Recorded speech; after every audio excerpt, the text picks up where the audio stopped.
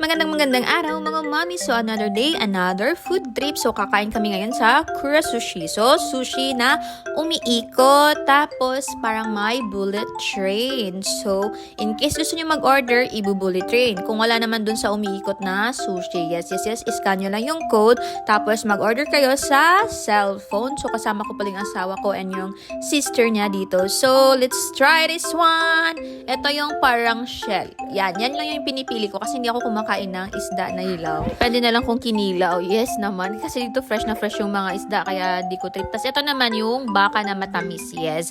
Tapos ito yung shell din siya. Tapos may itlog ng isda. Tapos may cucumber. Tapos ito yung salmon na parang blanch lang. Yung medyo luto konti. Tapos may mayonnaise. Tapos ito din yung hipon na blanch lang din.